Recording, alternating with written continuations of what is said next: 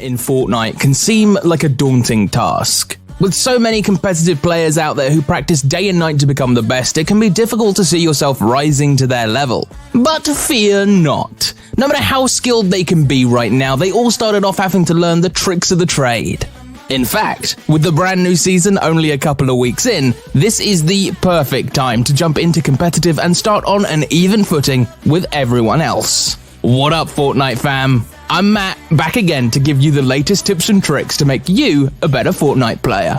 Today, we're going to be going over the essentials to make sure you get off on the right foot during your first bout into competitive Fortnite. So, let's get you up to speed. Competitive Fortnite is all about training, keeping a consistent workout routine, and finding other players that can help you practice. However, when it comes to playing a match, there are 3 essential components you will need to focus on. You need a good loadout, a decent amount of building materials, and most importantly, a plan.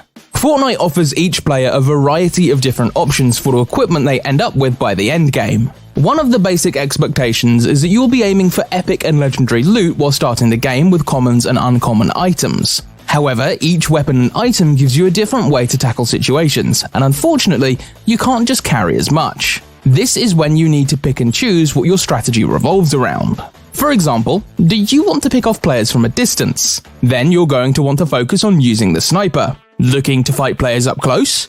Grab that pump shotgun and practice your accuracy. Right now, the latest addition to the game are the sideways weapons. These weapons can be found in the sideways or crafted using monster parts. Essentially, they pack plenty of punch the closer they come to overheating, and they don't require you to reload them. The other slew of weapons include the charged shotgun and the automatic sniper. The charged shotgun is great for choosing the amount of damage you deal. You can go for short bursts that deal less damage but take less time to charge, or larger chunks of damage that require patience and precision. The automatic sniper, on the other hand, is a great long-range weapon that can pick off opponents from a distance. What makes this sniper in particular so deadly is that you can fire multiple shots in a shorter amount of time. While it may not do as much damage per shot as some of the other snipers we've seen, the fire rate more than makes up for it.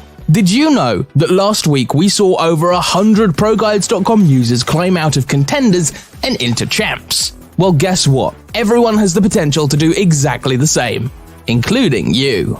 Unlock your Fortnite potential by visiting ProGuides.com through the link in the description today.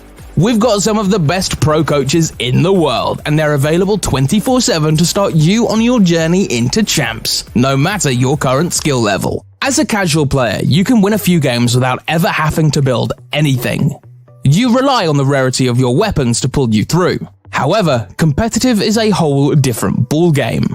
Here, how far you go depends on how quickly you can use building to your advantage. This means understanding the different building basics that will give you the upper hand. It also means that whatever you plan on doing during the match, you should also include gathering enough materials to that plan. There are 3 different building materials: wood, stone, and steel. As you can tell just by hearing what they are, each one has a different durability and come from different sources. The last thing you want to do in the middle of a competition is to find yourself completely out of building materials. This can leave you dead in the water if you're not careful. So be sure to manage your resources, don't waste material on builds that you don't need, and make sure to get materials whenever you get the chance. This will be important when you start mapping out your loot route for the game. Speaking of, one of the most important things to keep in mind when going into competitive is that landing spots matter. This will mark the beginning of your loot route. So what exactly makes for a good landing spot?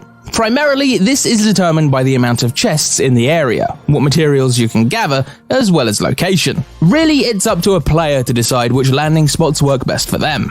You also have to take into consideration how other players will be landing as well. It's nice to land all by yourself and take advantage of all the loot you can find nearby. However, the best landing spots will usually be contested, as different players try to do the same as you do. Luckily, there are also some secluded areas you can land on that yield less chests, but are also less contested. This means that you will have less chances of having to fight over the starting loot and possibly getting eliminated because your opponent reached the loot first, or you get third-partied by another player who happens to be hiding in the sidelines during your fight. This season, a variety of new landing spots have cropped up, and pros are discovering the unique benefits that they offer. So let's go over some to get you started. We keep mentioning the crash sites, and it seems every day there's a new reason to love this area of the map. One landing spot in particular would be the crash spot between Coral Castle and Pleasant Park. It has great rotation with the slipstreams and an abundance of chests and floor loot to get you all geared up. However, it can also be a fantastic place to get stone and wood. The rock formations in these areas are excellent ways of filling up your stone inventory. Each individual stone in the area can have up to 100 resources, making it easy to stock up and use later on during the match. With wood available in the form of dead tree branches, you can also fill up that meter as well for your weaker builds. Because of the abundance of loot in the area, there's always the chance that you'll be able to get a fishing rod or a harpoon. Because this crash site is so close to the water, you'll have plenty of opportunities to find fishing spots, which are a great source of ghost floppers and spicy fish. The blue cube is an interesting landing spot because it acts like Slurpy Swamp did, but is a whole lot better. You can find it near Misty Meadows and Catty Corner. With so many cubes falling on the island after the crash, one cube in particular is blue, and can give you a nice boost at the start of the match. So what exactly does this blue cube do?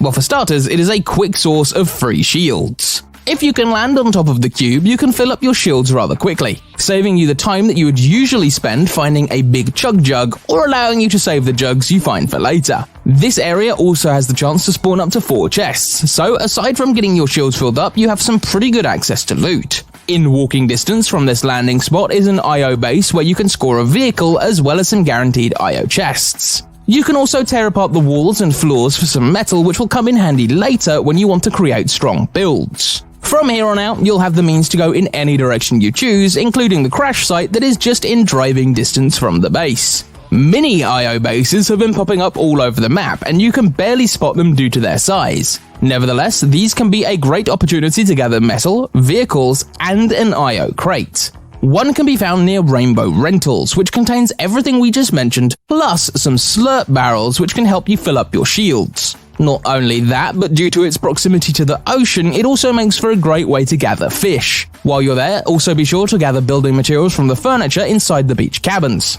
With these spots in mind, you can practice landing and getting your loadout and building inventory ready as quickly as possible. The more you practice, the more familiar you'll become with the area, and it'll all become second nature. If you're planning on competing, then be sure to have this location planned out ahead of time so you don't get caught off guard and drop in a random location. Always remember, preparedness is key.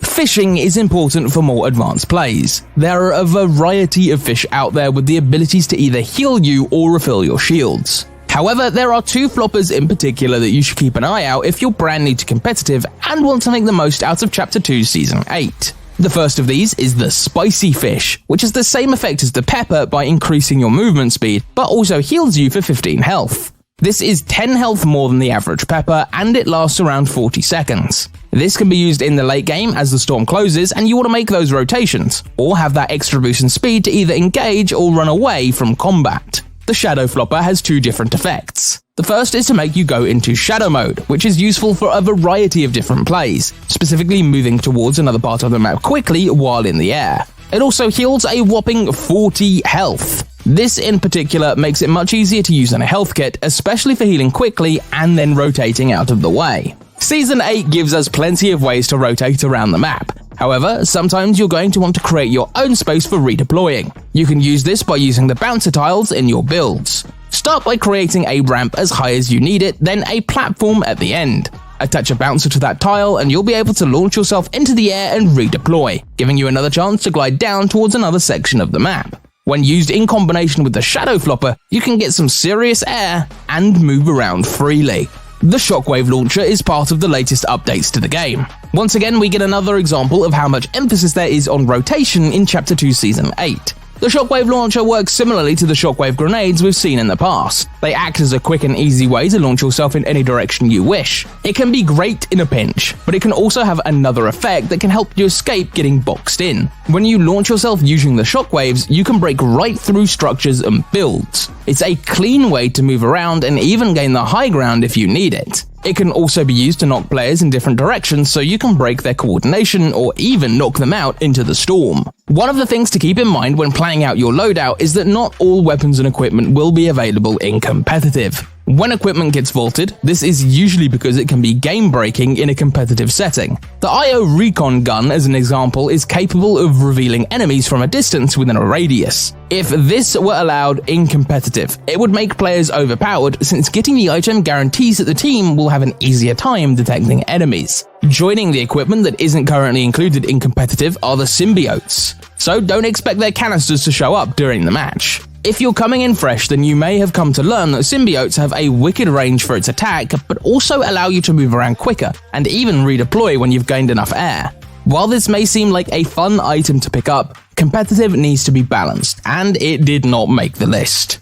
Also on this list are the armored walls. Just recently, these items were added to the game within the supply drops and as random floor loot. However, with a whopping 2,500 health, it makes the wall a pretty nasty obstacle that could trap you or your enemy in a pretty annoying situation. For now, the armored walls remain outside of competitive. It's important to know these details, because having an idea of what weapons are actually going to be in the loot pool for competitive will ensure that you aren't thinking like a casual player, and in turn it will help you focus on mastering the items that actually matter. Now that you know more about the competitive season and where to begin, it's time to talk about Arena. You may have heard that the Arena grind has just begun, but what exactly does that mean? And why do so many players dedicate their time to it? Arena is a good way to practice during a match with other competitive players. These matches are usually more intense due to the skill levels of the players you go up against, but it also follows competitive rules, meaning that some weapons are vaulted during these matches. This gives you a good grasp of what to expect in terms of loot pool and skills you will encounter.